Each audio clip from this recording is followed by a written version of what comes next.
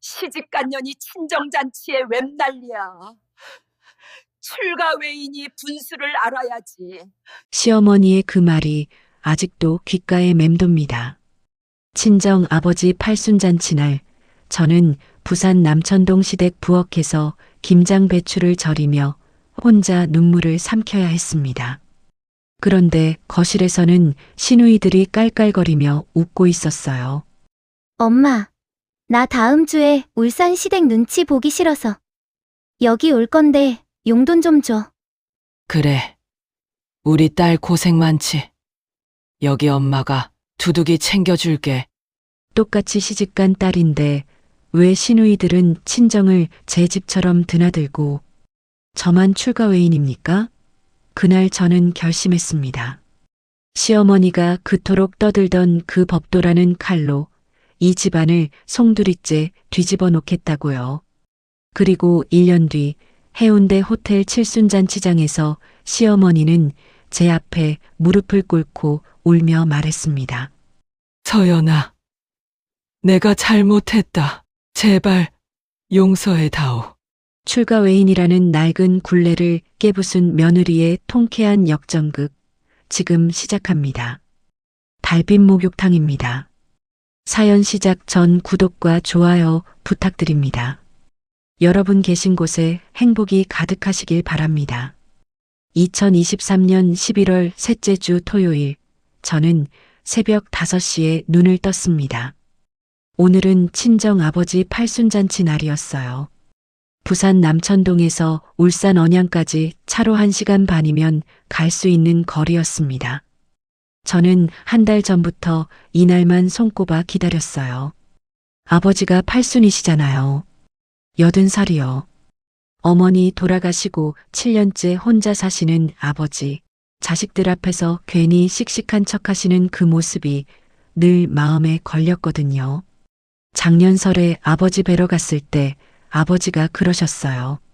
서연아, 아버지 이제 늙었다. 내년에는 어떻게 될지 모르니까 올해 많이 보자. 그 말씀이 계속 머릿속에 남아 있었습니다.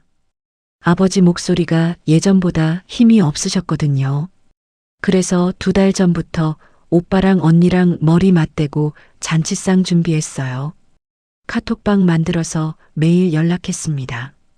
아버지가 좋아하시는 갈비찜, 잡채, 동태전까지 제가 직접 해가겠다고 했어요. 언니가 말했습니다. 서연아, 내가 음식 솜씨가 제일 좋으니까 메인 요리는 내가 맡아. 오빠는 장소 예약하고 나는 케이크랑 꽃 준비할게. 저는 일주일 전부터 틈틈이 재료를 사두었어요. 소갈비 3kg, 당면 500g, 시금치랑 도라지랑 고사리. 냉장고 한쪽에 잘 정리해두고 금요일 밤에 밤새워서 준비하려고 했습니다. 아버지 좋아하시는 갈비찜 양념은 제가 특별히 개발한 거예요. 배즙이랑 키위즙 넣어서 고기를 부드럽게 만들거든요. 아버지가 틀리하셔서 딱딱한 고기는 못 드시니까요. 근데 금요일 저녁 시어머니가 갑자기 저를 부르셨어요. 저녁 설거지를 막 끝내고 손 닦고 있는데 거실에서 시어머니 목소리가 들렸습니다. 서연아, 이리 좀 와봐. 무슨 일인가 싶어서 거실로 갔어요. 시어머니가 소파에 앉아 계셨는데 표정이 영 좋지 않았습니다. 눈이 날카로웠어요. 뭔가 불길한 예감이 들었습니다. 내일 김장하는 거 알지? 배추 20포기 절여놔야 해. 시누이들 다 오니까 점심도 내가 차려야겠다. 저는 귀를 의심했어요. 분명히 한 달 전에 말씀드렸거든요. 11월 셋째 주 토요일 친정 아버지 팔순잔치라고요. 달력에 빨간 펜으로 동그라미까지 쳐드렸어요. 시어머니도 그때 응, 알았어 하고 고개 끄덕이셨잖아요. 저는 최대한 조심스럽게 말씀드렸습니다. 목소리가 떨리지 않게 조절하면서요. 어머니, 내일 친정 아버지 팔순잔치예요. 말씀드렸잖아요. 오늘 밤에 음식 준비해서 새벽에 출발하려고요. 시어머니 얼굴이 순간 굳어지더니 한숨을 푹 쉬셨어요. 눈을 질끈 감으셨다가 다시 뜨시더니 저를 쏘아보셨습니다. 그리고 그 말씀을 하셨어요. 시집간년이 친정잔치에 웬 난리야. 출가외인이 분수를 알아야지. 출가외인. 그 단어가 가슴에 비수처럼 꽂혔습니다. 시집가면 남의 집 사람이니까 친정일에 신경 쓰지 말라는 뜻이었어요. 저는 눈앞이 캄캄해졌습니다. 다리에 힘이 풀렸어요. 어머니, 아버지 팔순이에요. 팔순, 80살이요. 다음이 없을 수도 있어요. 저는 떨리는 목소리로 말했습니다. 눈물이 차올랐지만 꾹 참았어요. 내 아버지 잔치에 내가 없으면 잔치가 안 되냐? 오빠도 있고 언니도 있잖아. 넌 시댁 며느리야. 시댁 일이 먼저지. 시어머니가 단호하게 말씀하셨어요. 그 말투에는 타협의 여지가 전혀 없었습니다. 시어머니 눈빛이 차가웠어요. 저를 사람으로 안 보는 것 같았습니다. 그냥 일하는 기계처럼요. 남편 형준이는 거실 구석 소파에서 TV를 보고 있었어요. 저는 형준이한테 눈빛으로 도움을 요청했습니다. 제발 한마디만 해줘. 당신 장인어른 80살이야. 형준이가 일어나서 왔어요. 엄마, 서연이 친정 아버지 팔순인데 보내줘야지. 장인어른 80이시잖아. 저는 속으로 안도했습니다. 형준이가 말해주니까 될 거라고 생각했어요. 근데 시어머니가 버럭 소리를 지르셨습니다. 너는 왜 맨날 마누라 편이야? 내가 네 엄마야. 제가 네 엄마야. 형준이는 더 이상 말을 못했어요. 고개를 숙이고 다시 소파로 돌아갔습니다. 저는 혼자 남았어요. 시어머니와 저 단둘이. 시어머니가 말씀하셨습니다. 내일 새벽 6시까지 배추 절여놔. 아침 8시에 형숙이랑 형진이 온다. 점심은 된장찌개에 불고기. 알았지? 저는 대답을 못했어요. 목이 막혀서 소리가 안 나왔습니다. 눈물이 목구멍까지 차올랐어요. 대답 안 해? 네. 그게 제가 할 수 있는 전부였어요. 방에 들어가서 문을 닫았습니다. 형준이가 이미 누워 있었어요. 저를 보더니 미안한 표정을 지었습니다. 서연아, 미안해.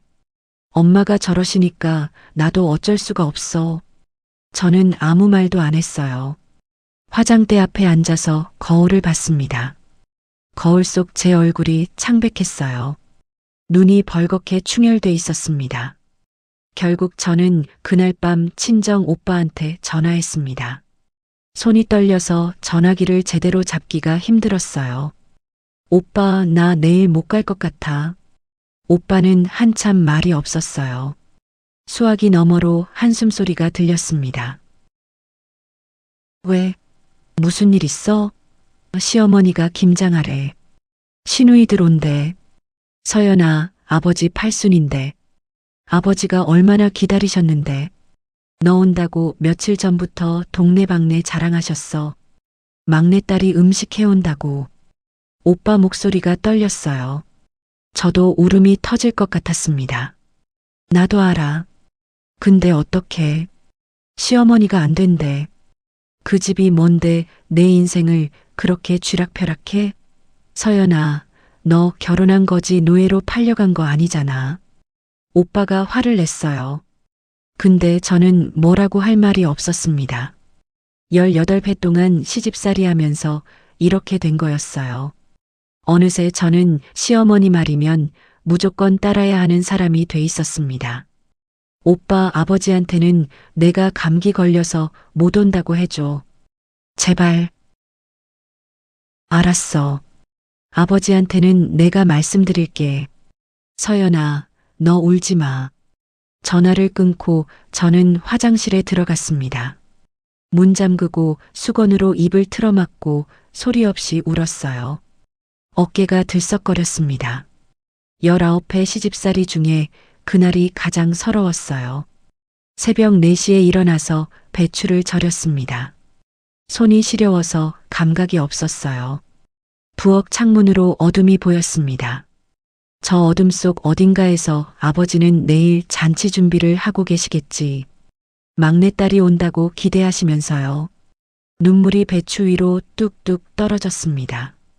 소금물에 눈물이 섞였어요. 그날 저는 평생 잊지 못할 굴욕을 당했습니다. 다음 날 아침 8시 시누이들이 집에 왔습니다. 큰 시누이 형숙이 38, 작은 시누이 형진이 35. 둘 다 시집간 지 10년이 넘었어요. 형숙이는 울산 남구에, 형진이는 김해에 살았습니다. 둘 다 차로 1시간 거리인데 친정에는 거의 매주 왔어요. 주말이면 어김없이 나타났습니다. 금요일 저녁쯤 되면 시어머니 폰에 카톡이 와요. 엄마 나 내일 갈게 그러면 시어머니는 저한테 말씀하십니다. 서연아, 내일 형숙이 온다. 방 치워놔라. 매주 그랬어요. 18회 동안 똑같았습니다. 시누이들이 현관문을 열고 들어오면서 하는 말이 뭔지 아세요? 엄마 배고파? 아침 뭐야? 인사도 없이 배고프다는 말부터였어요. 저한테는 눈길도 안 줬습니다. 마치 제가 투명인간인 것처럼요. 아니, 투명인간도 아니고 그냥 가정부 취급이었어요. 시어머니가 부엌 쪽을 보며 말씀하셨습니다. 서연이가 차려줄 거야. 서연아, 시누이들 아침상 차려. 저는 새벽부터 배추 절이느라 한숨도 못 잤어요. 정확히 말하면 새벽 4시부터 일어나서 일했습니다. 눈이 퉁퉁 붓고 손은 얼어터져서 빨갛게 부어 있었어요. 손가락이 퉁퉁했습니다. 소금물에 오래 담가서 피부가 쪼글쪼글해졌어요. 손톱 밑이 시려서 감각이 없었습니다. 근데 아침상을 차려야 했어요. 계란말이, 김치찌개, 나물 3가지, 밥 4공기. 저는 부엌에서 정신없이 움직였습니다. 눈이 저절로 감겼어요. 서서 조는 느낌이었습니다. 칼질하다가 손가락 베일 뻔했어요. 아찔했습니다. 시누이들은 거실 소파에 누워서 TV를 보며 킬킬거렸어요. 다리 뻗고 편하게 누워서 핸드폰 만지작거리고 있었습니다. 언니, 이거 봐. 연예인 누가 또 열애설 떴대. 진짜? 걔 또? 바쁘다 바빠. 하하. 저는 부엌에서 그 웃음소리를 들으면서 이를 악물었어요. 나는 잠도 못 자고 일하는데 저 사람들은 저렇게 편하게 놀고 있구나. 저 사람들도 시집간 사람들인데 왜 저 사람들은 친정에서 저렇게 편하게 있어도 되는 거지? 아침상을 차려서 거실로 가져갔습니다. 시누이들이 일어나 앉아서 젓가락을 들었어요. 한 젓가락 먹더니 형숙이가 말했습니다. 계란말이 좀 짜다. 그 한마디에 가슴이 철렁했어요. 새벽부터 일해서 만든 건데 고맙다는 말은커녕 짜다니요. 저는 아무 말도 못하고 부엌으로 돌아갔습니다. 언니, 그래도 맛있어. 서연이 음식 솜씨 좋잖아. 형진이가 말했어요. 칭찬인지 뭔지 모르겠는 말이었습니다. 어쨌든 고맙다는 말은 아니었어요. 아침 먹고 나서 본격적으로 김장이 시작됐습니다. 배추 20포기는 제가 새벽에 다 절여놨어요. 이제 무채 썰고 쪽파 다듬고 양념 버무리고 속 넣어야 했습니다. 저는 혼자서 물을 썰기 시작했어요. 채칼로 무채를 써는데 손가락이 베일 것 같았습니다. 피곤해서 눈에 초점이 안 맞았거든요. 손이 덜덜 떨렸어요. 시어머니가 거실에서 말씀하셨습니다. 형수가, 형진아, 너희도 좀 거들어라. 드디어 시누이들도 일하나 싶었어요. 속으로 다행이다 생각했습니다. 근데 웬걸요? 엄마, 나 손목 아파. 지난주에 필라테스 하다가 삐끗했어. 의사 선생님이 당분간 무리하지 말래. 형숙이가 소파에 누운 채로 말했습니다. 나도 허리가 안 좋아서 못해. 지난달에 디스크 왔잖아. 서연이가 젊으니까 서연이가 하면 되지. 형진이도 말했어요. 저도 43이에요. 젊지 않아요. 형숙이보다 5살밖에 어리지 않습니다. 근데 시누이들한테 저는 늘 젊은 서연이었어요. 평생 젊은 서연이로 살아야 하는 건가요? 저는 속에서 불이 났지만 아무 말도 못했습니다. 시어머니가 계시니까요. 시어머니 앞에서 시누이들한테 뭐라고 하면 제가 싸가지 없는 며느리가 되는 거였어요. 저는 혼자서 김장을 했습니다. 무채 썰고, 쪽파 썰고, 생강 마늘 갈고, 젓갈 넣고, 고춧가루 버무리고, 손이 빨갛게 물들었어요. 고무장갑을 꼈는데도 양념이 스며들었습니다. 손톱 밑이 빨갛게 됐어요. 며칠은 안 빠질 거였습니다. 허리가 끊어질 것 같았어요. 중간중간 허리를 펴면 눈앞이 핑 돌았습니다. 잠을 못 잤으니까요. 어지러워서 싱크대를 잡았어요. 넘어질 것 같았습니다. 그런데 시누이들은 거실에서 뭘 하고 있었는지 아세요? 소파에 누워서 낮잠을 자고 있었어요. 코까지 골면서요. 저는 부엌에서 김장하다가 그 코 고는 소리를 들었습니다. 기가 막혔어요. 점심때가 됐습니다. 시어머니가 부엌으로 오셨어요. 서연아, 점심 준비해라. 형숙이 형진이 배고프대. 저는 김장하다 말고 점심을 준비해야 했습니다. 된장찌개 끓이고 불고기 볶고 밥하고 또 혼자서요. 점심상을 차려서 거실로 가져갔어요. 시누이들이 낮잠에서 깨어나서 기지개를 켰습니다. 아, 잘 잤다. 밥 먹자. 형숙이가 말했어요. 마치 호텔에 온 것처럼 편하게 굴었습니다. 점심 먹는 중간에 형숙이가 전화를 받았어요. 여보세요? 여보. 응, 나 지금 친정이야. 오늘 저녁에 들어갈게. 응, 알았어. 사랑해. 전화를 끊고 형숙이가 시어머니한테 말했습니다. 엄마, 나 다음 주에 시댁 제사 있는데 그날 여기 와 있을 거야. 울산 시댁 눈치 보기 싫어서. 시어머니가 나한테 맨날 뭐라 하거든. 피곤해 죽겠어. 시어머니가 웃으면서 대답하셨어요. 그래, 우리 딸 고생 많지? 시댁살이가 쉽냐? 여기 엄마가 있으니까 편하게 있어. 밥도 해줄게, 빨래도 해줄게. 저는 부엌에서 배추에 양념을 버무리다가 손이 멈췄습니다. 시댁 눈치 보기 싫어서 친정에 온다고요? 시댁 제사날 친정에서 놀겠다고요? 그럼 저는요? 저는 친정 아버지 팔순잔치에도 못 가면서 여기서 김장을 하고 있는데요. 형진이도 거들었어요. 나도 다음 달에 시어머니 칠순인데 솔직히 귀찮아. 음식 준비하고 손님 맞이하고 그거 다 하려면 진짜 피곤하거든. 엄마, 나도 그날 여기 올게. 그래. 우리 딸들 다 와. 엄마가 밥 해줄게. 여기서 푹 쉬어. 시어머니가 환하게 웃으셨어요. 저는 그 웃음을 보면서 속이 부글부글 끓었습니다. 시누이들은 시댁 제사도 안 가고 시어머니 칠순도 귀찮다고 하면서 친정에서 놀아요. 근데 시어머니는 뭐라 안 하세요. 오히려 이해해 주시고 반겨주시고 밥까지 해주신다고 하시고. 그런데 저는요? 저는 친정 아버지 팔순잔치에 가겠다고 했다가 출가 외인 소리를 들었어요.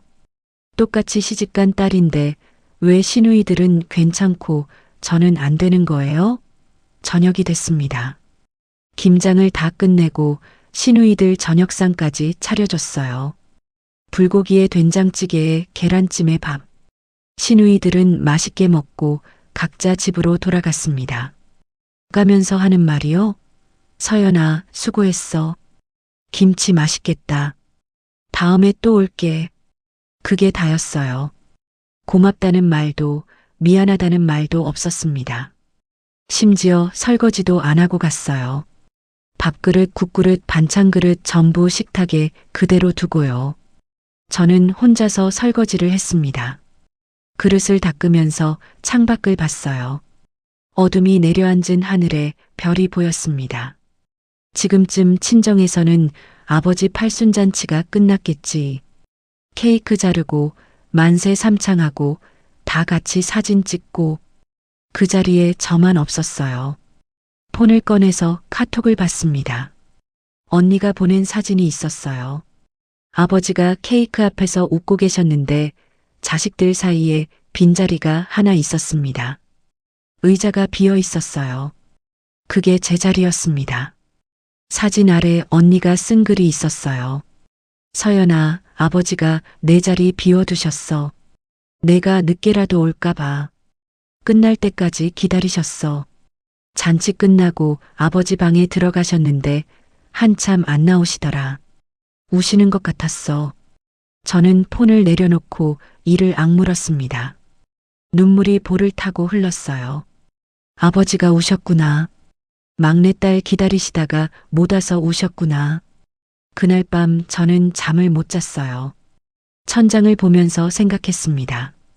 이대로는 안 되겠다고요. 뭔가 바꿔야 한다고요. 시어머니가 그렇게 좋아하시는 그 출가회인 논리를 제가 그대로 돌려드리겠다고요. 그날 이후로 저는 달라지기 시작했습니다. 겉으로는 아무것도 변하지 않은 것처럼 행동했어요.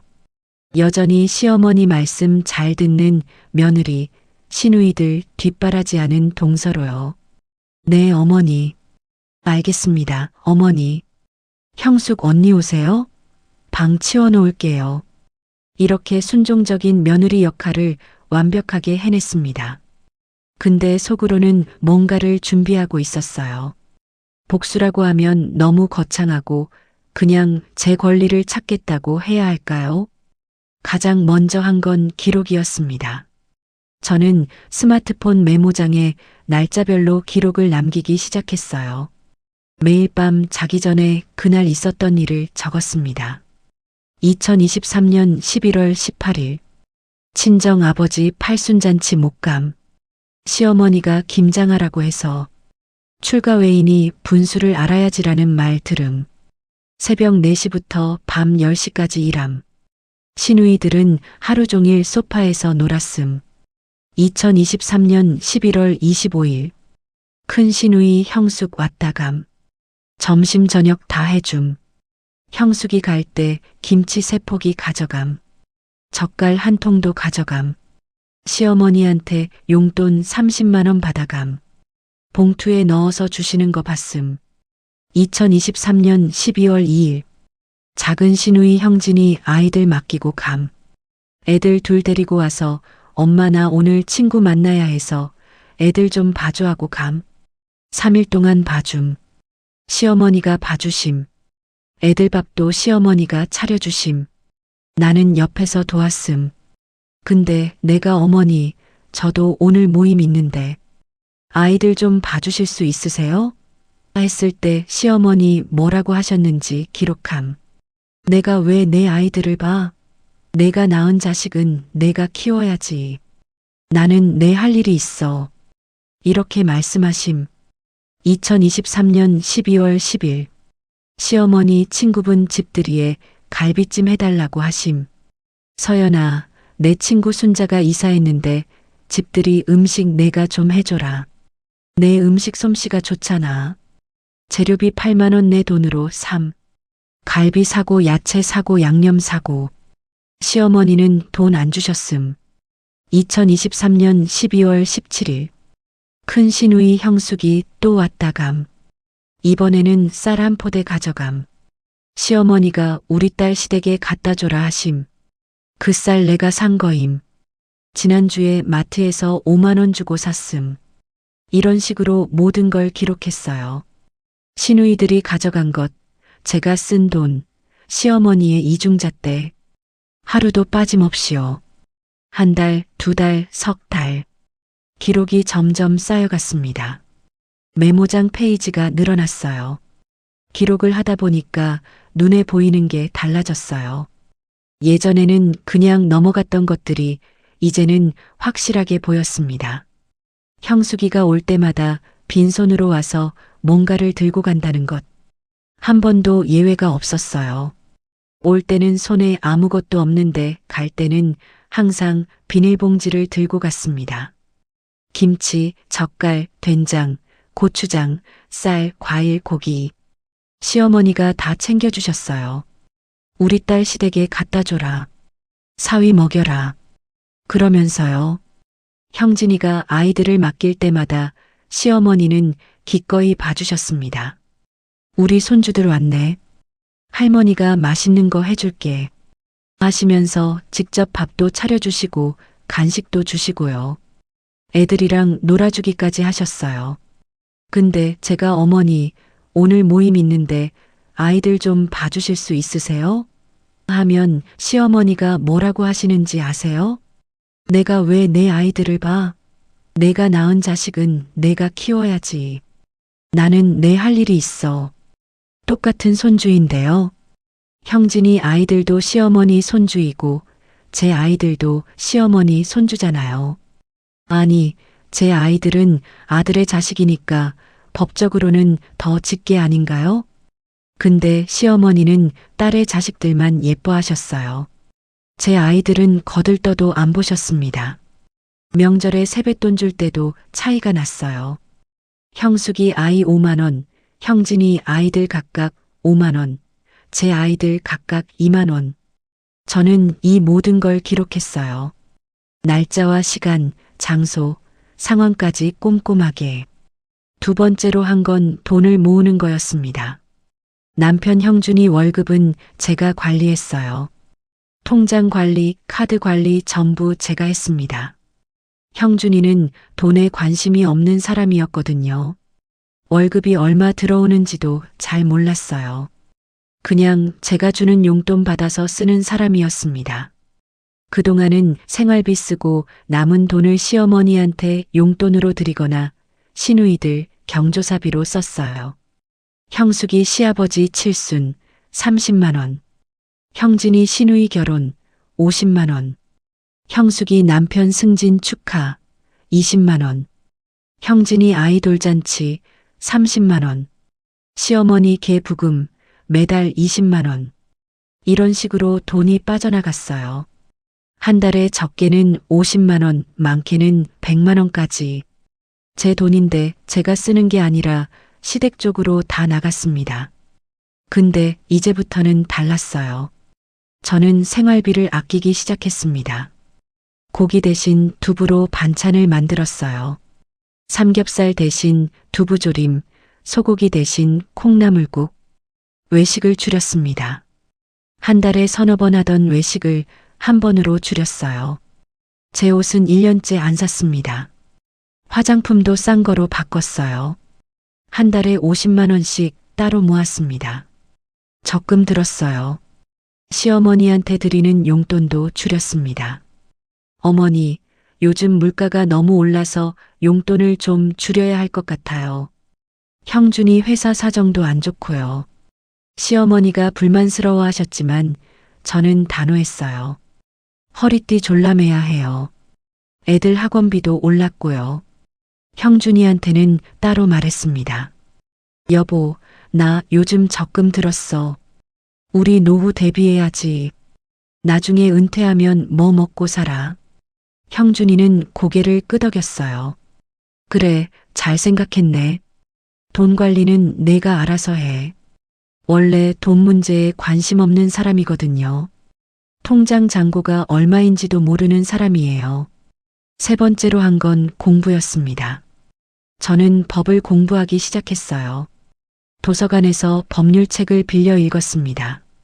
상속법, 가족법, 그리고 부양 의무에 대해서요. 시어머니는 늘 이런 말씀을 하셨거든요. 나중에 내가 죽으면 이 집이랑 재산은 다 형준이 거야. 아들한테 가는 거지. 딸들한테는 안 줘도 돼.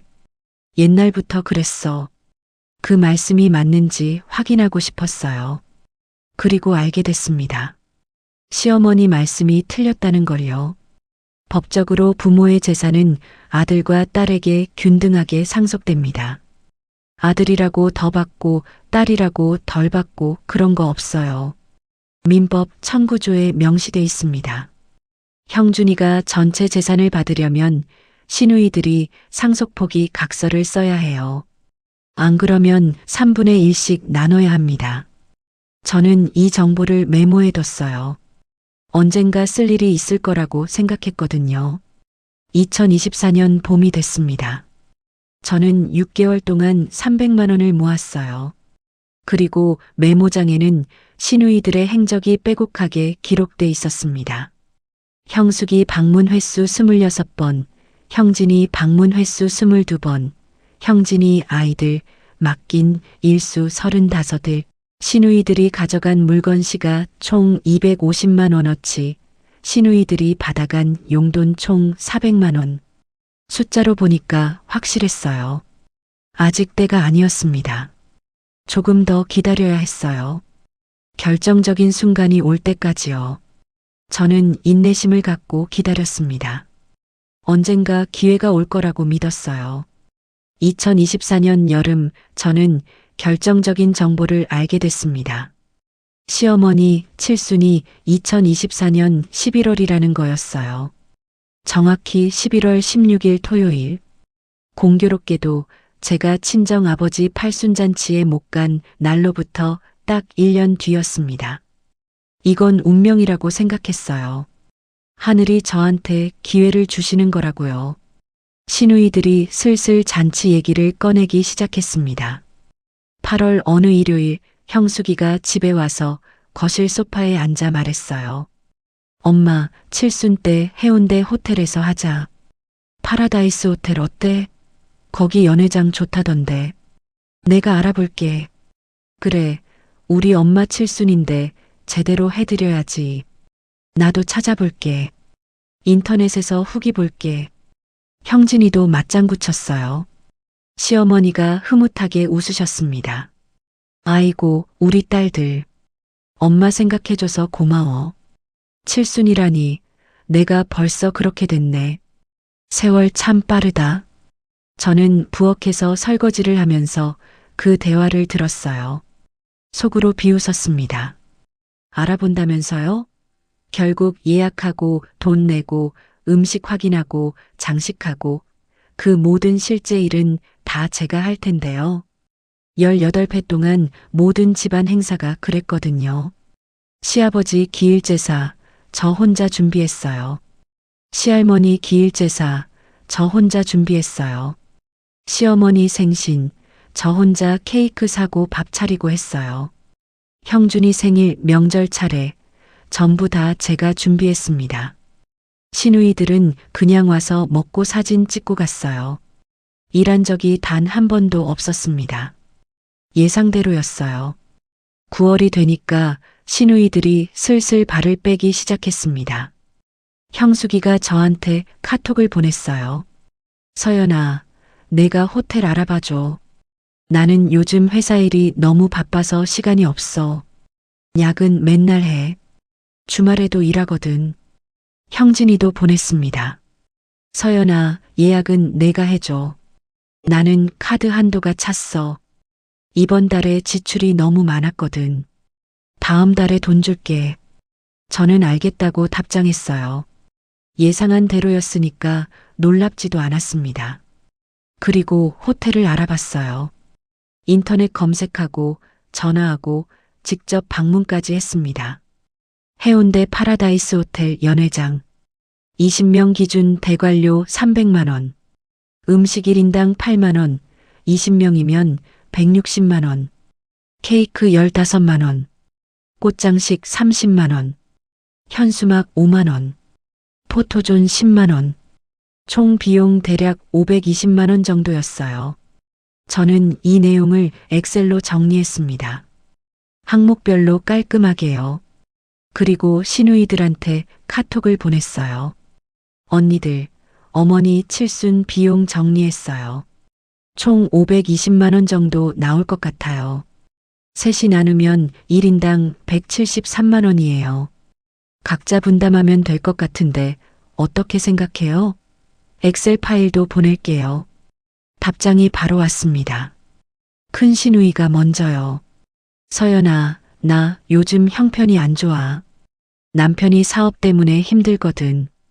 투자했던 게 망해서 돈이 많이 나갔어. 좀 적게 내면 안 될까? 50만 원만 낼게. 미안해. 작은 시누이도 마찬가지였어요. 나도 애들 학원비 때문에 빠듯해. 큰애가 입시학원 다니는데 그거 내느라 허리가 휜다. 나도 50만 원만 할게. 서연이가 좀 더 내줘. 형준이 오빠가 아들이니까 더 내는 게 맞잖아. 나중에 재산도 오빠가 더 받을 거잖아. 저는 폰을 보면서 웃었습니다. 예상한 대로였거든요. 시누이들은 입으로는 엄마 칠순 제대로 해드리자 하면서 정작 돈 낼 때는 빠지는 거였어요. 맨날 이런 식이었습니다. 말은 번지르르하게 하고 실제로는 아무것도 안 해요. 저는 일부러 순순히 답장을 보냈습니다. 그래요. 제가 420만 원 낼게요. 언니들은 50만 원씩만 내세요. 대신 언니들 50만 원은 다음 주까지 보내주세요. 제가 계약금 내야 해서요. 시누이들은 고맙다고 했어요. 서연아 고마워. 역시 우리 서연이가 최고야. 착하다 착해. 다음에 내가 밥 살게. 고마워 서연아. 언니가 신세 많이 진다. 저는 그 대화를 캡처해서 저장했습니다. 날짜랑 시간까지 나오게요. 이게 다 증거니까요. 10월이 됐어요. 저는 호텔 예약을 하고 계약금 100만 원을 먼저 냈습니다. 제 적금 깨서요. 시누이들한테 50만 원씩 보내달라고 다시 카톡했어요. 언니들 계약금 냈어요. 50만 원씩 보내주세요. 근데 또 미루더라고요. 서연아, 다음 주에 보낼게. 이번 주에 카드값 나가서 잔고가 없어. 나도 월급 들어오면 바로 보낼게. 조금만 기다려. 그 말만 하고 한 푼도 안 보냈습니다. 10월이 다 가도록요. 저는 매주 카톡했어요. 언니, 50만 원 보내주세요. 답장은 항상 똑같았습니다. 다음 주에. 조금만 더. 결국 11월이 됐어요. 시어머니 칠순잔치 일주일 전이 됐는데도 시누이들은 돈을 안 보냈습니다. 저는 결국 520만 원 전액을 혼자 냈어요. 제 적금 다 깨고 생활비 아껴둔 것까지 다 털었습니다. 잔치 3일 전 저는 형준이한테 말했어요. 여보, 나 어머니 칠순잔치 때 할 말이 있어. 좀 충격적일 수도 있는데 끝까지 내 편 들어줄 수 있어? 형준이가 고개를 갸웃거렸어요. 무슨 말인데? 뭔데 그렇게 심각해? 그날 알게 될 거야. 그냥 내 편만 들어줘. 부탁이야. 나 18년 동안 참았어. 이제 더 이상 못 참겠어. 한 번만 내 편 들어줘.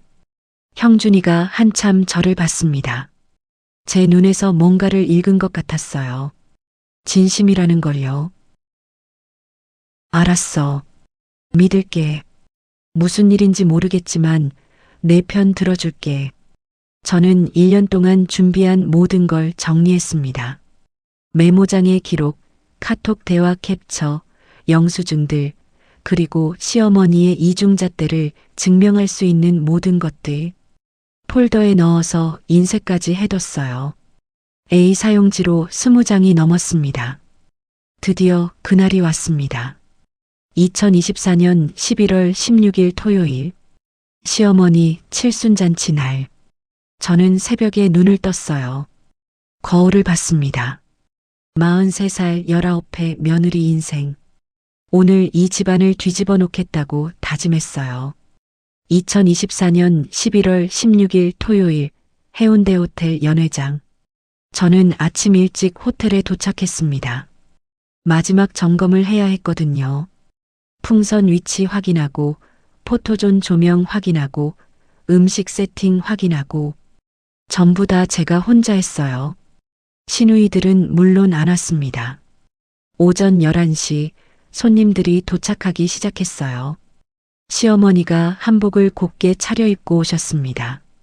분홍색 저고리에 자주색 치마, 머리는 미용실에서 올림머리를 하셨어요. 비녀도 꽂으셨습니다. 70년 인생에서 가장 화려한 모습이셨어요. 시누이들도 예쁘게 치장하고 왔습니다. 형숙이는 검정 원피스에 진주 목걸이, 구찌 가방을 들고 왔어요. 형진이는 베이지색 투피스에 금귀걸이, 샤넬 지갑을 들고 왔습니다. 둘 다 비싸 보였어요. 분명히 돈이 없다고 했는데 가방이랑 지갑은 새로 샀더라고요. 저는 3년 된 네이비색 원피스를 입었어요. 옷 살 돈을 아껴서 잔치 비용을 댔으니까요. 머리도 그냥 묶었어요. 미용실 갈 시간이 없었거든요. 친척들 20여 명이 모였습니다. 시어머니 여동생분 2분, 시어머니 친구분 4분, 형준이 사촌들 6명, 그리고 시누이들 시댁 식구들까지요. 연회장이 꽉 찼어요. 연회장은 제가 혼자 꾸몄습니다. 어젯밤 10시까지 호텔에 있었어요. 풍선 달고, 포토존 만들고, 현수막 걸고요. 허리가 끊어질 것 같았어요. 칠순을 축하합니다. 사랑하는 어머니 만수무강하세요. 그 현수막 아래에 시어머니가 서서 사진을 찍으셨어요. 시누이들이 양옆에 서서 활짝 웃었습니다. 마치 자기들이 다 준비한 것처럼 포즈를 취했어요. 저는 구석에서 핸드폰으로 사진을 찍어드렸습니다. 항상 그랬어요. 사진 찍히는 건 시누이들, 사진 찍는 건 저. 잔치가 시작됐습니다. 사회는 형준이 사촌형이 봤어요. 오늘 저희 고모님 칠순을 맞이하여 이렇게 자리를 마련했습니다. 고모님 만수무강하시길 바랍니다. 먼저 고모님 입장하시겠습니다. 사람들이 박수를 쳤습니다. 시어머니가 앞에 나가서 인사를 하셨어요. 다들 와줘서 고마워요. 내가 70년을 살았네. 어휴, 세월 참 빠르다. 자식들 덕분에 이렇게 호강하고 삽니다. 특히 우리 딸들이 이 자리를 마련해줬어요. 효녀들이지? 우리 딸들 너무 예쁘죠? 시누이들이 환하게 웃었습니다. 마치 자기들이 다 준비한 것처럼요. 저는 구석에서 조용히 지켜봤어요. 아직 때가 아니었거든요. 조금만 더 기다려야 했습니다. 식사가 시작됐습니다. 호텔 한정식 코스였어요. 전체로 구절판, 메인으로 한우 불고기와 해물탕, 후식으로 떡과 과일, 마지막에 식혜. 1인당 8만 원짜리 음식이었습니다. 이것도 제가 골랐어요. 시어머니가 좋아하시는 메뉴로요. 시어머니가 뭘 좋아하시는지 시누이들은 몰랐어요. 저만 알았습니다. 19회 동안 밥 해드리면서 파악한 거였어요. 식사 중간에 큰 시누이가 일어났어요. 잠깐, 내가 엄마한테 드릴 게 있어요.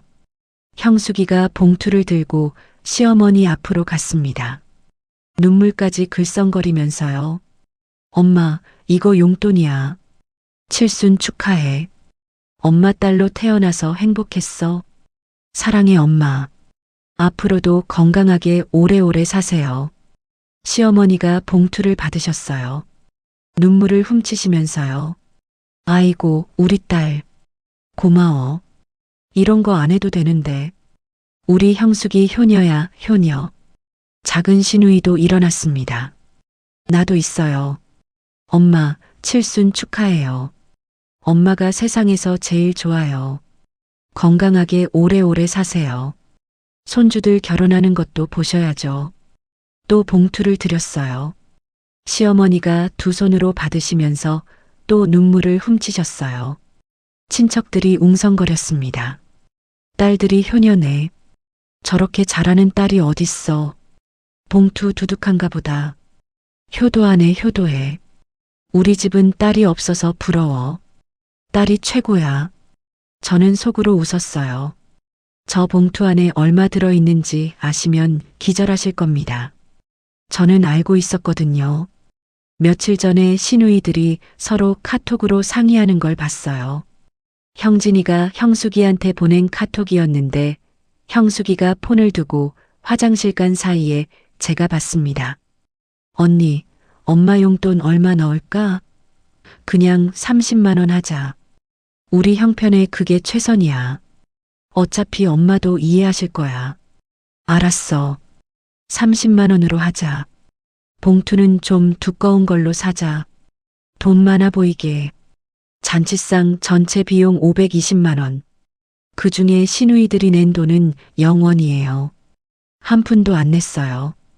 약속한 50만 원씩도 안 보냈거든요. 결국 제가 520만 원을 혼자 냈습니다.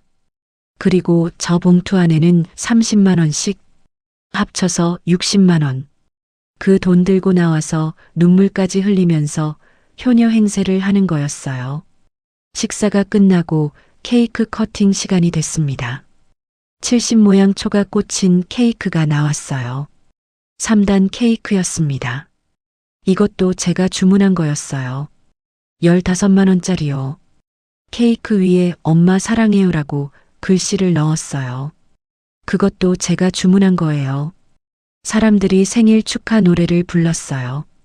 생일 축하합니다. 생일 축하합니다. 사랑하는 어머니, 생일 축하합니다. 시어머니가 초를 끄고 케이크를 자르셨습니다. 사진 찍고 박수 치고 다들 웃었어요. 그때 사회자가 말했습니다. 자, 이제 가족들이 한마디씩 인사하는 시간을 갖겠습니다. 먼저 장남 형준 씨부터요. 형준이가 앞에 나갔어요. 어머니, 칠순 축하드립니다. 항상 건강하세요. 효도 많이 할게요. 사랑합니다. 짧았지만 진심이 담긴 인사였습니다. 다음은 큰 시누이. 엄마, 나 낳아줘서 고마워. 엄마 딸이라서 행복해. 엄마가 있어서 내가 이렇게 잘 살고 있어. 앞으로도 건강하게 오래오래 사세요. 사랑해, 엄마. 그 다음 작은 시누이. 엄마, 사랑해요. 엄마가 세상에서 제일 좋아요. 효도 많이 할게요. 건강하세요. 우리 엄마 최고. 사람들이 감동하는 표정이었어요. 눈물 훔치는 사람도 있었습니다. 시어머니 친구분이 우리 딸들은 왜 저렇게 못하냐고 하셨어요. 그러고 나서 사회자가 저를 불렀어요. 다음은 며느리 서연 씨입니다. 저는 천천히 일어났습니다. 심장이 빠르게 뛰었지만 겉으로는 평온함을 유지했어요. 1년 동안 기다린 순간이었습니다. 드디어요. 저는 앞으로 나가서 마이크를 잡았어요. 어머니, 칠순 진심으로 축하드립니다. 여기까지는 평범했습니다. 사람들이 박수를 쳤어요. 그런데 저는 멈추지 않았습니다. 마이크를 꽉 쥐고 말을 이었어요. 그리고 오늘 이 자리에서 드리고 싶은 말씀이 있어요. 연회장이 조용해졌습니다. 시어머니가 고개를 갸웃거리셨어요. 뭔가 이상하다는 표정이었습니다. 눈빛이 불안해 보였어요. 정확히 1년 전 2023년 11월 18일 제 친정 아버지 팔순잔치 날이었습니다. 시어머니 얼굴이 굳어지기 시작했어요. 뭔가 떠오르셨나 봐요. 그날 저는 친정 아버지 팔순잔치에 갈 수 없었습니다. 왜냐하면 어머니께서 김장을 하라고 하셨거든요. 시누이들 올 테니까 밥도 차리라고 하셨어요. 웅성거리는 소리가 들렸습니다. 친척들이 수군거리기 시작했어요. 뭐라는 거야? 친정 아버지 잔치에 못 갔다고? 형수기가 소리쳤습니다. 야, 서연아. 지금 뭐 하는 거야? 분위기 파악 좀 해. 저는 무시하고 계속했어요. 목소리가 떨렸지만 꾹 참았습니다. 그때 어머니께서 제게 하신 말씀이 있어요. 저는 잠시 멈추고 숨을 고르고 말했습니다. 시집간년이 친정잔치에 웬 난리야. 출가 외인이 분수를 알아야지. 연회장이 술렁거렸습니다. 누군가 에이 요즘 세상에 그런 말이 어딨어라고 중얼거렸어요. 출가 외인. 시집간 여자는 친정 사람이 아니라는 뜻이죠. 저는 그 말씀을 듣고 친정 아버지 팔순잔치에 가지 못했습니다. 아버지가 여든 되시는 날 막내딸이 곁에 없었어요. 제 목소리가 떨렸습니다. 눈물이 차올랐지만 참았어요. 아버지는 제 빈자리를 끝까지 비워두셨대요. 혹시 늦게라도 올까 봐서요. 잔치 끝날 때까지 기다리셨대요. 그리고 방에 들어가셔서 혼자 우셨대요. 연회장이 조용해졌습니다. 몇몇 친척분들 표정이 안타까워 보였어요. 저는 계속했습니다. 근데 이상한 게 있어요. 어머니께서는 저한테는 출가 외인이라고 하시면서 왜 시누이들한테는 그 말씀을 안 하시는 걸까요? 시누이들 얼굴이 새하얘졌습니다. 형숙이가 자리에서 벌떡 일어났어요. 아, 지금 뭐라는 거야? 오늘 엄마 칠순잔치인데 분위기 망치지 마. 저는 차분하게 대답했습니다. 언니, 잠깐만 앉아 계세요. 제 얘기 다 들으시고 나서 말씀하세요. 저는 가방에서 서류를 꺼냈어요. A 사용지 뭉치였습니다. 여기 제가 1년 동안 기록한 자료가 있습니다. 이건 지난 1년 동안 시누이들이 친정에 온 횟수와 가져간 것들의 목록이에요. 저는 서류를 펼쳤습니다. 손이 떨렸지만 목소리는 단단하게 유지했어요. 큰 시누이 형숙 씨, 1년간 친정 방문 32회. 거의 매주 오셨네요. 가져간 것들. 김치 35포기, 젓갈 14통, 말린 생선, 26봉지, 쌀 10포대, 된장 5통, 고추장 4통, 시가로 환산하면 약 300만 원어치입니다. 그리고 시어머니한테 받은 용돈 360만 원. 한 달에 평균 30만 원씩 받아가셨어요. 연회장이 웅성거렸어요. 친척들이 서로 얼굴을 쳐다봤습니다. 저거 진짜야? 와, 300만 원어치? 형숙이가 벌떡 일어났습니다. 얼굴이 새빨갛게 달아올랐어요.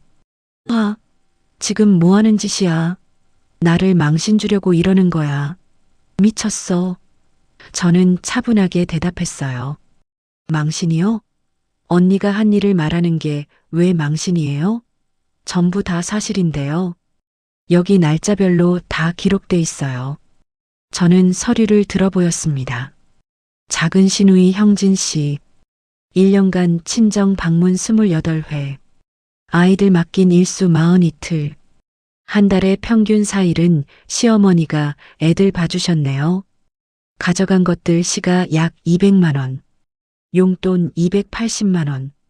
형진이가 울먹이며 말했습니다. 서연아, 왜 이래? 우리가 뭘 잘못했는데? 그냥 친정 온 것뿐이잖아.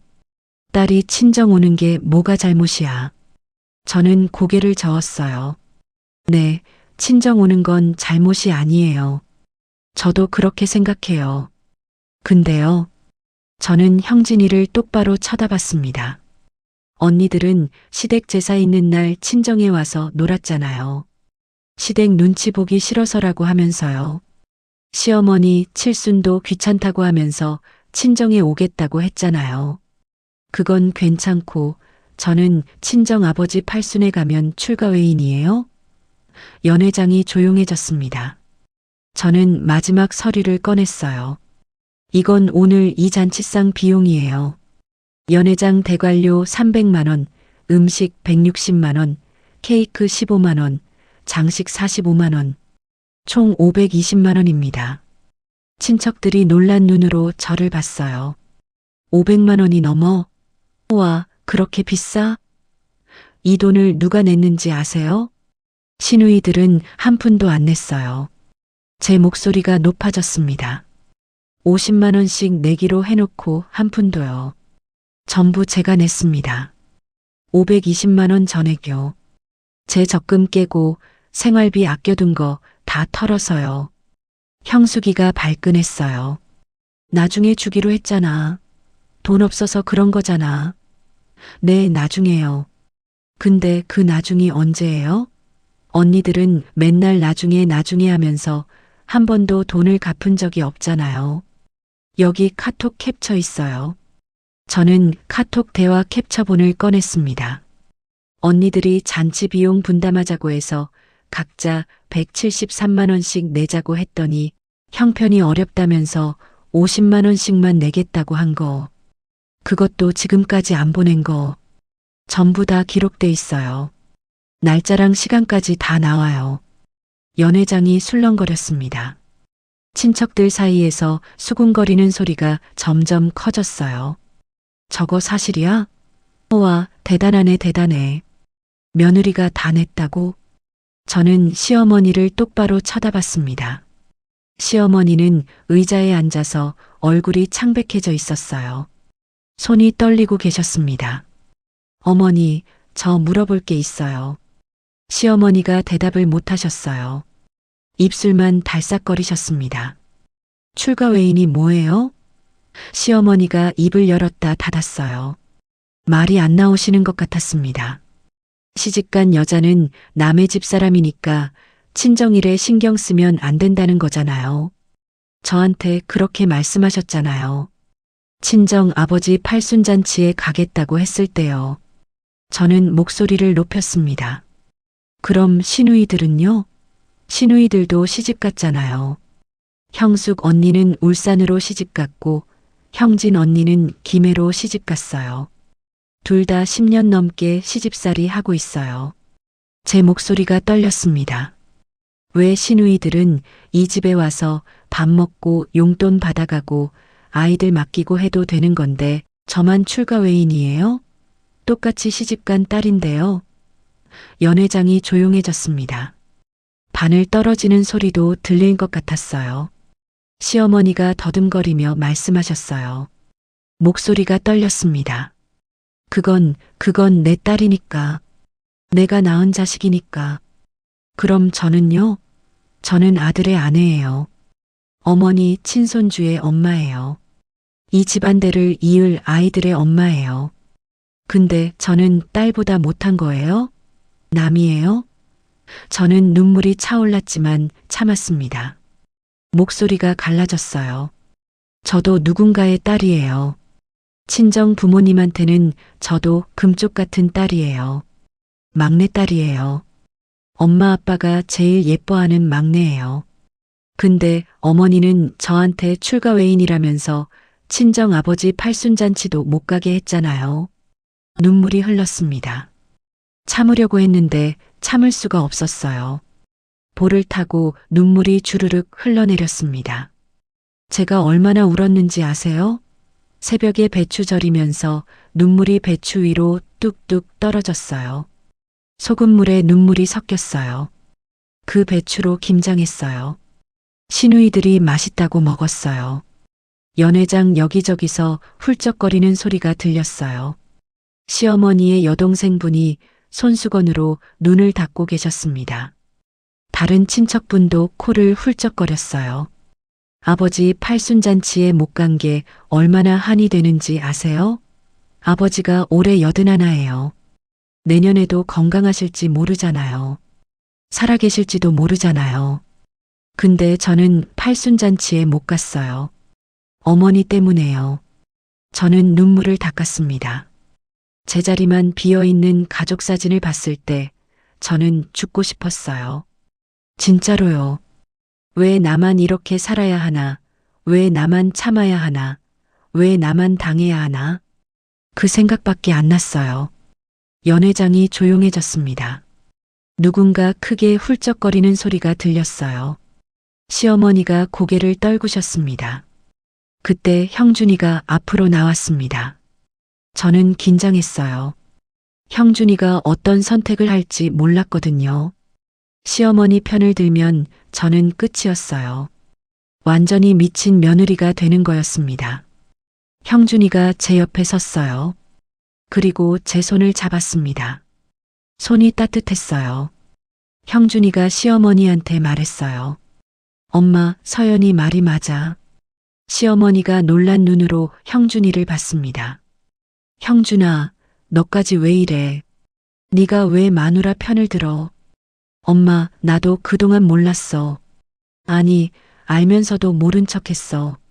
서연이가 얼마나 힘들었는지. 형준이 눈에 눈물이 맺혔어요. 목소리가 떨렸습니다.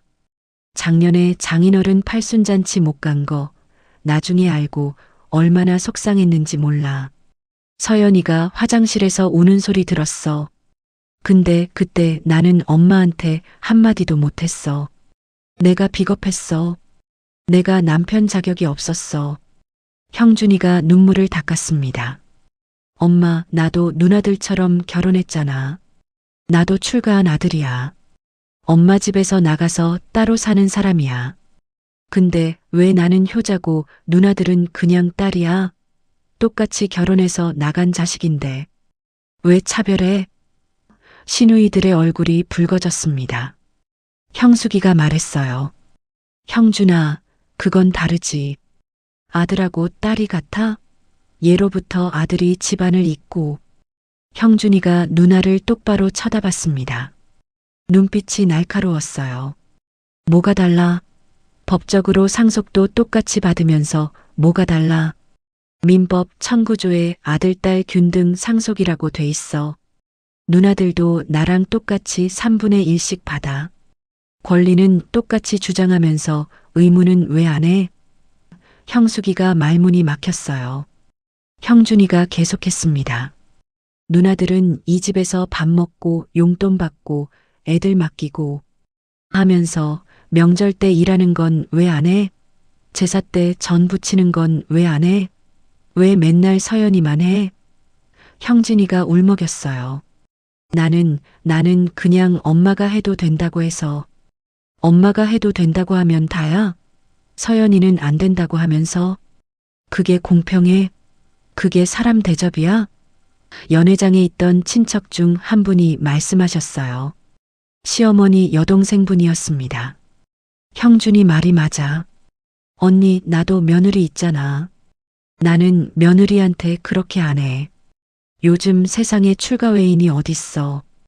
딸이고 며느리고 똑같이 대해야지. 서연 씨가 불쌍해서 못 보겠다. 또 다른 친척분도 말씀하셨어요. 맞아. 친정 아버지 팔순에도 못 가게 하면 어떡해.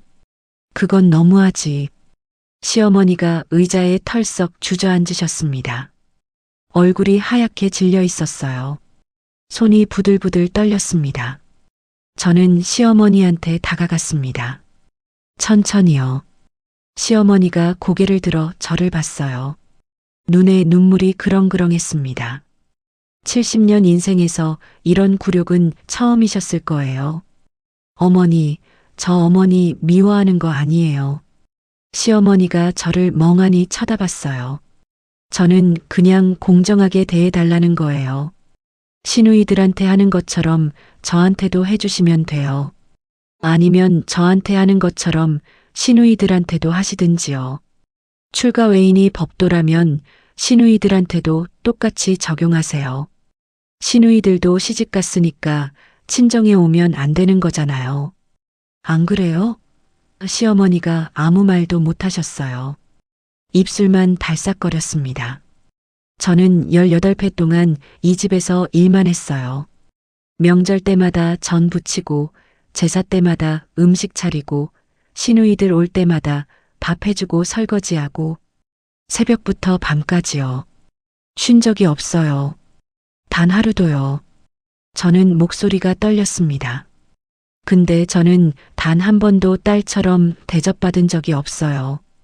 단 한 번도요.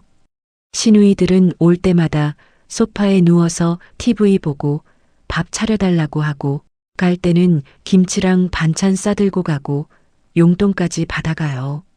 근데 저는요? 저는 맨날 일만 하고 고맙다는 말 한마디 못 들었어요. 시어머니 눈에서 눈물이 뚝뚝 떨어졌어요. 화장이 번졌습니다. 저도 사람이에요, 어머니. 기계가 아니에요. 저도 힘들면 쉬고 싶고 친정에 가고 싶고 부모님 보고 싶어요. 근데 어머니는 저한테 그걸 허락 안 하셨잖아요. 출가 외인이라면서요.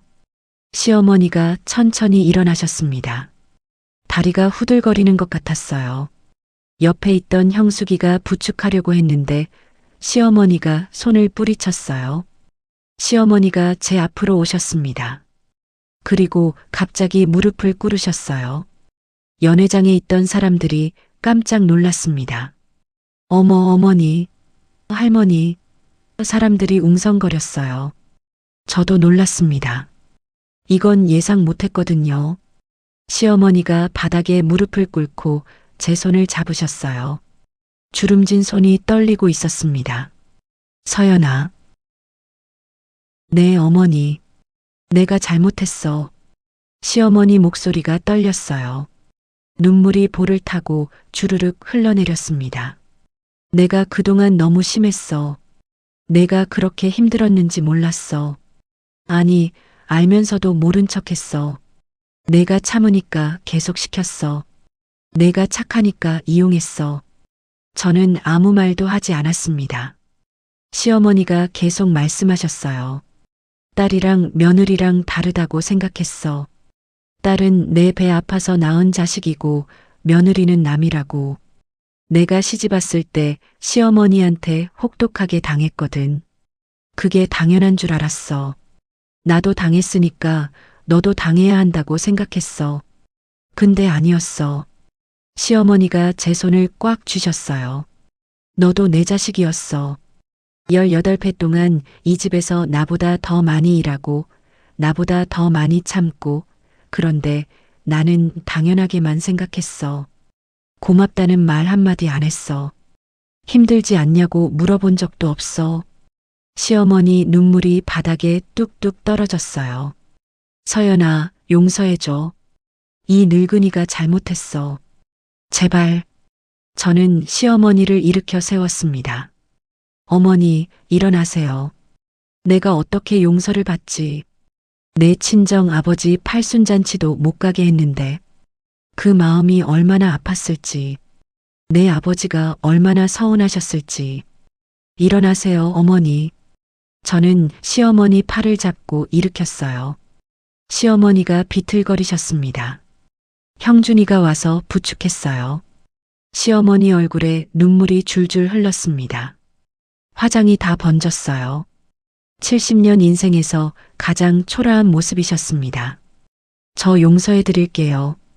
근데 조건이 있어요. 시어머니가 고개를 끄덕였습니다. 급하게요. 뭐든 말해. 뭐든 할게. 제발. 앞으로는 저도 딸처럼 대해주세요. 시누이들처럼 친정에 가도 뭐라 하지 마세요. 명절에 제가 좀 쉬어도 이해해 주세요. 시누이들도 같이 일하게 해주세요. 전 부치고 설거지하는 거 저 혼자 하지 않게요. 그리고 제 아이들도 시누이 아이들처럼 예뻐해 주세요. 세뱃돈도 똑같이 주세요. 시어머니가 제 손을 꽉 잡으셨어요. 그래, 약속할게. 앞으로는 달라질게. 진짜로. 이 늙은이가 맹세할게. 시누이들이 다가왔습니다. 얼굴이 벌겋게 달아올라 있었어요. 큰 시누이 형숙이가 말했습니다. 목소리가 작아져 있었어요. 서연아, 나도 미안해. 내가 너무 생각이 없었어. 맨날 와서 받아먹기만 하고 내가 얼마나 힘들었을지 생각도 안 했어. 진짜 미안해. 작은 시누이 형진이도 말했어요. 눈물을 훔치면서요. 언니 미안해. 앞으로는 내가 명절에 더 도울게. 일도 나눠서 하자. 전도 같이 부치고 설거지도 같이 하자. 그리고 잔치 비용 50만 원 내일 바로 보낼게. 진짜로. 저는 고개를 끄덕였습니다. 네, 앞으로 잘해요. 우리. 그날 잔치는 그렇게 끝났습니다. 어색하고 무거운 분위기였지만 저는 후회하지 않았어요. 1년 동안 준비한 게 헛되지 않았다는 생각이 들었습니다. 가슴에 맺혀있던 응어리가 조금은 풀린 것 같았어요. 시어머니 칠순잔치가 끝나고 한 달이 지났습니다. 2024년 12월 우리 집 분위기가 확실히 달라졌어요. 가장 먼저 변한 건 시어머니였습니다. 시어머니가 저를 부르는 방식이 달라졌어요. 예전에는 서연아, 이것 좀 해라 서연아, 저것 좀 가져와라, 이런 식이었거든요. 명령조였어요. 군대 상관이 부하한테 하는 것처럼요. 근데 이제는 달라졌습니다. 서연아, 점심 뭐 먹을까? 내가 좋아하는 거 시켜 먹자. 서연아, 피곤하면 좀 쉬어. 설거지는 내가 할게. 서연아, 오늘 날씨 좋은데 친정 갔다 와. 아버지 보고 오고 싶지? 처음에는 어색했어요. 시어머니가 설거지를 하신다고요? 70평생 설거지 한 번 안 해보신 분이? 근데 진짜였어요. 시어머니가 고무장갑 끼고 그릇을 닦으셨어요. 서툴렀습니다. 그릇을 떨어뜨리기도 하셨어요. 근데 하시려고 노력하셨어요. 그게 느껴졌습니다. 12월 셋째 주 제 생일이었어요. 예전에는 시어머니가 제 생일을 챙기신 적이 없었거든요. 형준이랑 아이들만 축하해 줬어요. 시어머니는 그냥 모르는 척 하셨습니다. 제 생일이 언제인지도 모르셨을 거예요. 근데 올해는 달랐습니다. 아침에 시어머니가 제 방 문을 두드리셨어요. 서연아, 일어났니? 문을 열었더니 시어머니가 미역국 냄비를 들고 계셨어요. 양손으로 조심스럽게요. 내가 미역국 끓여봤는데 먹어볼래? 내 생일이잖아. 저는 깜짝 놀랐습니다. 시어머니가 미역국을요? 제 생일 미역국을요? 시어머니가 제 생일을 기억하고 계셨다고요? 어머니, 이게 뭐예요? 제가 할게요. 아니야, 내가 해보고 싶었어. 맛은 모르겠다. 내가 요리를 잘 못하잖아. 시어머니가 쑥스러워 하셨어요. 미역국을 먹어봤습니다. 솔직히 말하면 좀 짜고 미역이 질겼어요. 물도 너무 많았습니다. 근데 눈물이 났어요. 어머니, 맛있어요. 거짓말.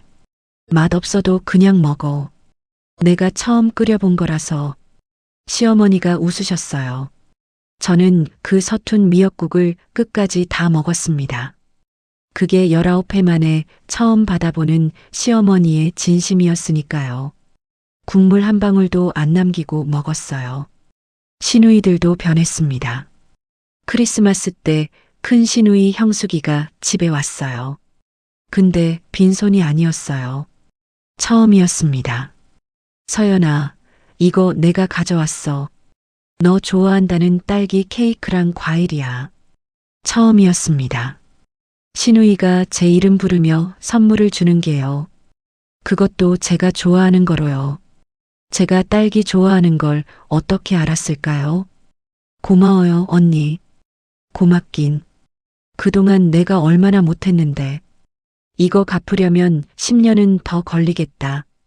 형숙이가 웃으면서 말했어요. 작은 시누이 형진이도 달라졌습니다. 잔치 끝나고 이틀 뒤에 50만 원을 보내왔어요. 진짜로요. 서연아, 돈 보냈어. 미안해 늦어서. 앞으로는 이런 일 없을게. 형진이가 저한테 전화도 했어요. 서연아, 다음 주에 시누이들끼리 밥 먹자. 내가 쏠게. 해운대 횟집 어때? 저는 어리둥절했어요. 시누이가 밥을 사준다고요? 살면서 처음 듣는 말이었습니다. 진짜? 응, 그동안 너한테 너무 못했잖아. 미안한 마음으로 사는 거야. 맛있는 거 시켜. 우리는 해운대 횟집에서 밥을 먹었습니다. 처음으로 시누이들이랑 편하게 얘기했어요. 형숙이가 말했습니다. 서연아, 나도 시댁에서 힘들었어. 시어머니가 나한테 맨날 뭐라 하거든. 근데 그걸 친정에서 풀었던 것 같아. 너한테 미안해. 진짜로.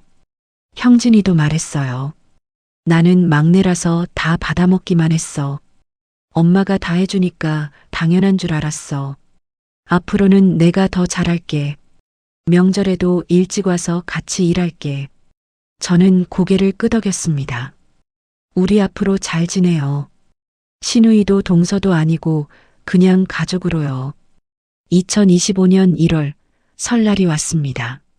예전 같으면 제가 새벽 4시부터 일어나서 전 부치고 음식 차렸을 거예요.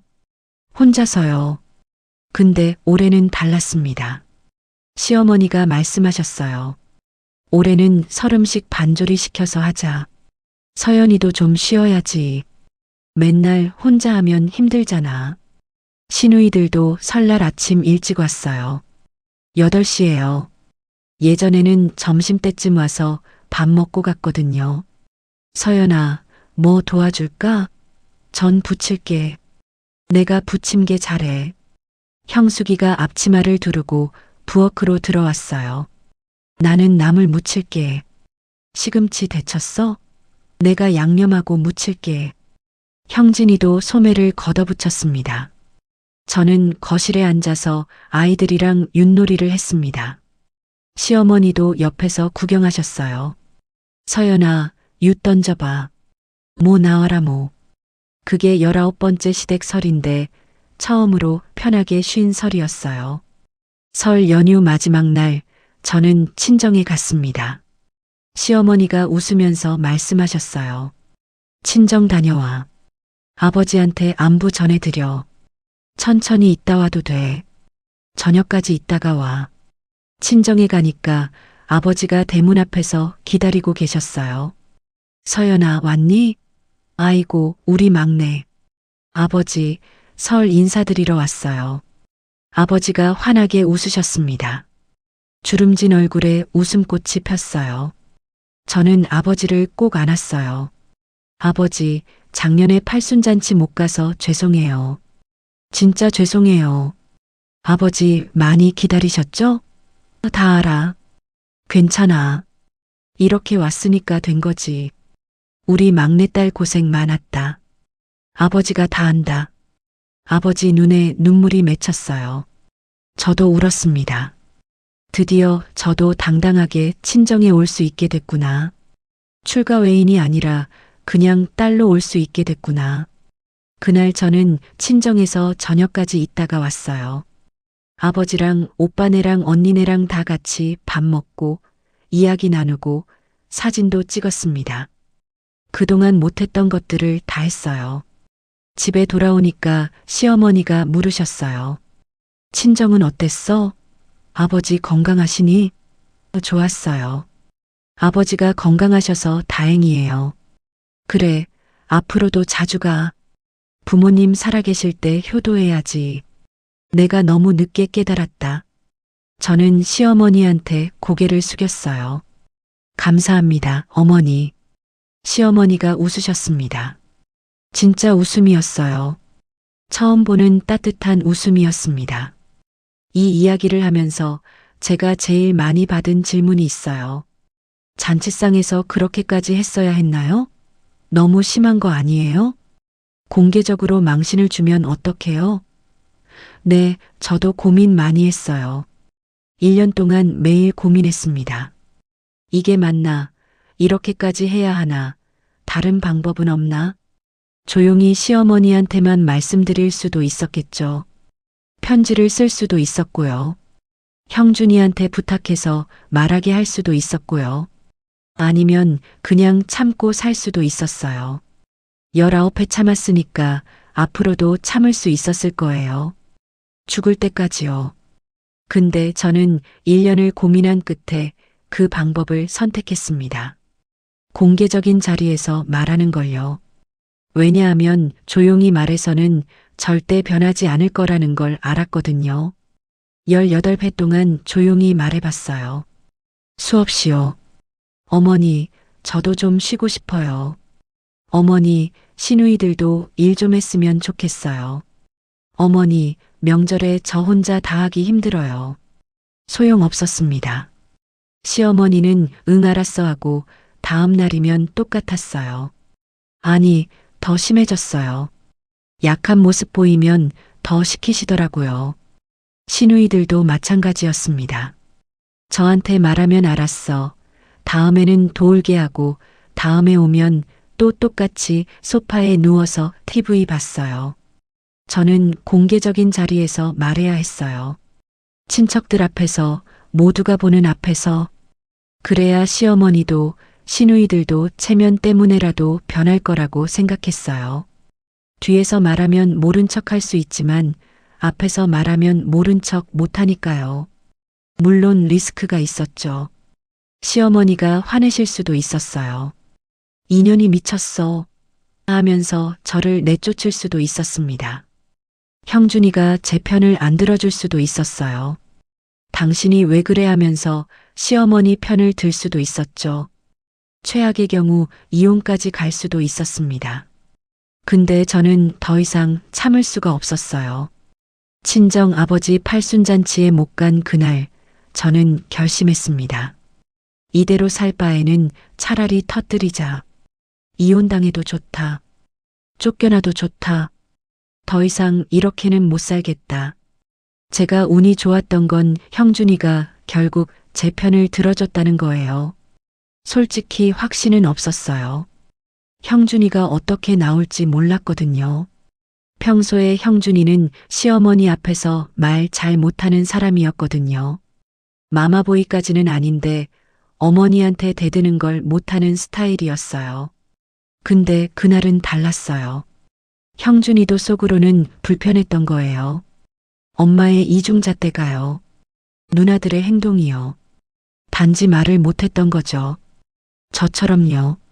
저 혼자 터뜨리니까 형준이도 따라서 터뜨린 거예요. 용기가 생긴 거죠. 지금 저는 행복해요. 완벽하지는 않아요. 여전히 시어머니랑 부딪힐 때가 있고 시누이들이랑 어색할 때도 있어요. 가끔은 예전 습관이 나와서 시어머니가 서연아, 이것 좀 해라라고 명령조로 말씀하실 때도 있어요. 근데 그럴 때 저는 이제 말해요. 어머니, 그렇게 말씀하시면 기분이 안 좋아요. 부탁으로 말씀해 주세요. 그러면 시어머니가 미안. 서연아, 이것 좀 해줄 수 있어? 라고 고쳐 말씀하세요. 예전 같지는 않아요. 예전에는 저 혼자 참았거든요. 혼자 울고 혼자 사귀고 화장실에서 수건 물고 울었어요. 근데 지금은 말할 수 있어요. 어머니, 이건 좀 아닌 것 같아요. 언니, 이건 공평하지 않은 것 같아요. 그리고 시어머니도 시누이들도 들어요. 항상 제 말대로 되지는 않지만 적어도 대화는 돼요. 제 의견을 말할 수 있어요. 그게 19회 만에 처음 생긴 변화예요. 이 이야기를 듣고 계신 분들 중에 저처럼 힘드신 분이 계실 거예요. 시어머니한테 차별받는 며느리, 시누이들한테 무시당하는 동서, 출가외인이라는 말에 상처받는 딸들. 명절 때마다 혼자 일하면서 속으로 우는 분들. 왜 나만 일해야 하나 한숨 쉬는 분들. 제가 드리고 싶은 말씀은 이거예요. 참지 마세요. 말하세요. 물론 쉽지 않아요. 저도 1년을 준비했잖아요. 증거 모으고 기록하고 타이밍 잡고 각오하고 돈도 모았고 법도 공부했어요. 준비 없이 덤비면 안 돼요. 감정적으로 폭발하면 안 돼요. 차분하게 논리적으로 증거를 가지고 말해야 해요. 근데 말하지 않으면 절대 변하지 않아요. 참으면 참을수록 더 당해요. 상대방은 모르거든요. 내가 얼마나 힘든지, 내가 얼마나 상처받는지 말해야 알아요. 그리고 말해도 안 변하면 그때는 다른 선택을 해야 해요. 저는 운이 좋았어요. 시어머니가 변했고, 시누이들이 변했고, 형준이가 제 편을 들어줬어요. 근데 모든 사람이 다 운이 좋지는 않을 거예요. 말해도 안 변하는 사람도 있어요. 그런 사람이면 떠나야 해요. 이혼이든 별거든 뭐든요. 내 인생은 내 거예요. 남을 위해 내 인생을 희생할 필요 없어요. 출가외인이라는 말, 이제는 없어져야 해요. 시집간 딸도 딸이고 시집온 며느리도 딸이에요. 다 똑같은 사람이에요. 부모님한테 사랑받을 자격이 있는 똑같은 자식이에요. 며느리라고 해서 시댁에서 노예처럼 일해야 하는 법은 없어요. 여러분도 당당하게 말하세요. 저도 사람이에요. 저도 딸이에요. 저도 사랑받을 자격이 있어요. 저도 쉬고 싶어요. 저도 친정에 가고 싶어요. 긴 이야기 들어주셔서 감사합니다. 저는 달빛 목욕탕이었습니다. 여러분의 가정에도 평화와 사랑이 가득하시길 바랍니다. 힘드신 분들, 혼자 참지 마세요. 말하세요.